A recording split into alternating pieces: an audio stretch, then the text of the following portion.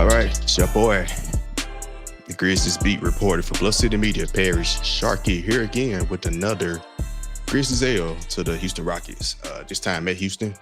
This is the Grizzlies' third loss in their third game against the Houston Rockets this season. So you can officially say the Houston Rockets are building us. They have surpassed us literally pretty soon, right? Very disappointing, especially since the Grizzlies pretty much controlled the whole game. They led the entire game. They even had a 13-point lead in the fourth quarter. And Houston came back and took the lead in 5 minutes, literally. That they was about 13, 100 to 87 with like 9.5 left. And Houston took the lead 107-105 for like 4:30. And man, it was literally that snap of a finger. Jalen Green believe he had 42 points.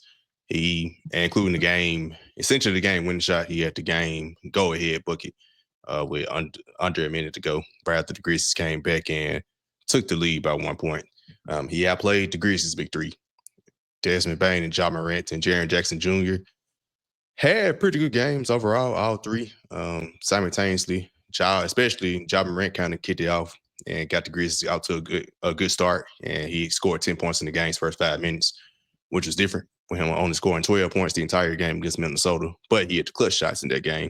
This game, he had a turnover right after, I want to say right after Jalen Green's basket. He drove down and turned the ball over.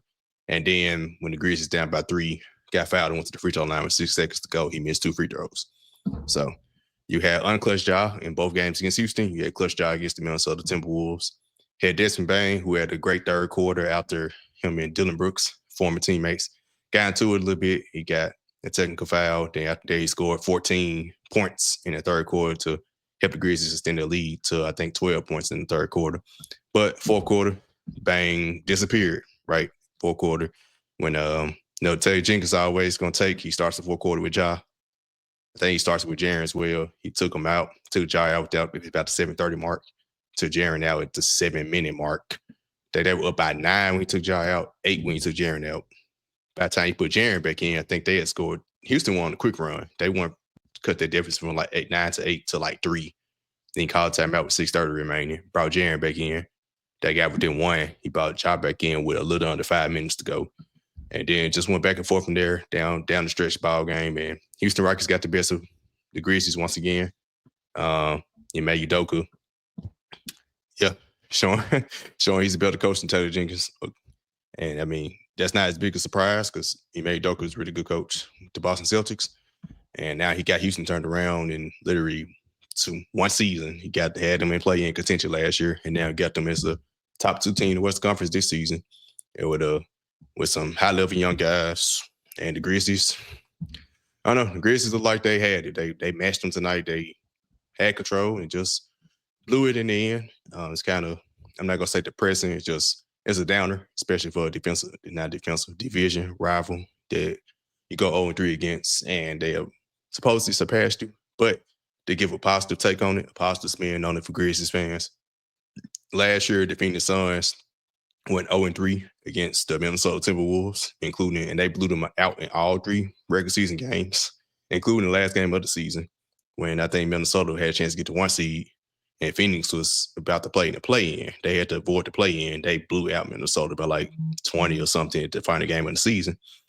Later on that week, they played game 1 against each other in the playoffs, and Minnesota won game 1 to blow out, and Minnesota went ahead to sweep Phoenix and won the series 4-0. So just because the team dominates you in the regular season don't mean that you can't match them in the playoffs, especially the way the Grizzlies Rockets games have been going. They played tight, these contested matchups the last 2 games.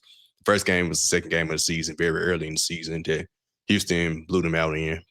And that was after the Grizzlies had a 12-point lead in the first half. And then Houston kind of ran off in the third quarter. They went on. That's when the Grizzlies had their third quarter struggle. So just to give a little positive spin that just because of how the regular season played out, that doesn't mean the playoffs can play out the same way. And of course, other things can happen. We have Grizzlies have GG and Vince back. Houston also had like Jabari Smith Jr. I think he's been out as well. But yep, that's another tough game, road game. Grizzlies had in control and blew it. And I would say this has become somewhat of a recurring theme in this era of Grizzlies basketball. I know before, I want to say Ja Morant's second year, I remember They had a game at Denver when they were trying to get into the play-in contention or playoff contention, and they blew like a 12-point lead with 2 minutes to go. Lost in like double overtime. And I remember, I think it was a game a couple years ago. They had blew out the Lakers game. Because the only thing about the Shannon Sharp game, when all that stuff happened at halftime, the Grizzlies had like a 12-point lead in the fourth quarter of that one, and the Lakers came back and won at the end. Then the Grizzlies even had the 5-point lead with like 1 minute to go in that game. So on the road, especially. So this team, I don't know, just looking like the same old team in that regard. I don't really know where else to really bring about what they got to do to turn it around. Play like they did in the first 3 quarters in the fourth quarter.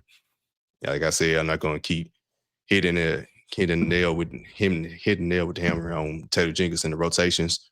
What I can say is today, Jaren got back in. Jaren got back at 6:30 mark. Jaren literally only set for 30 seconds and go game time.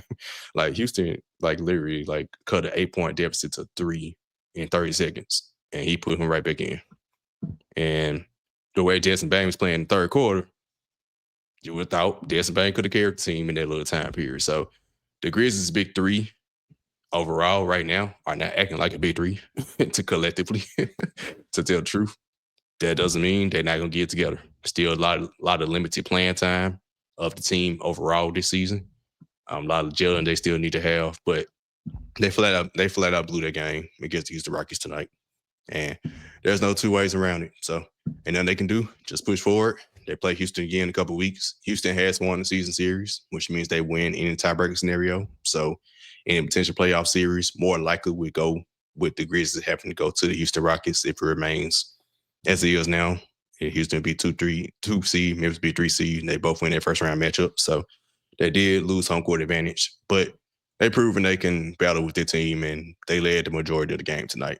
And the game Thursday, Houston pretty much led the whole game, but Memphis stayed in it. So it kind of went the opposite, except Memphis didn't pull off the win on Thursday. Houston did come back and pull out the win, this time at home. So, hey, the Grizzlies, all hope and loss. I know I haven't looked at Twitter yet, so I can only imagine how the Grizz Twitter is going right now. But, hey, there is a positive outlook left. Of course there is. There's still a lot of season left. Still got Houston again one more time at home. Got 2 games coming up against the San Antonio Spurs. Team got to move forward and just figure it out going forward, especially in the fourth quarter. Can't blow a 13-point lead in the playoff atmosphere type of game. And they've lost 2 of them to the Houston Rockets now. Last Thursday at home and tonight at Houston. So that's all I got for you. Grizzlies, do better.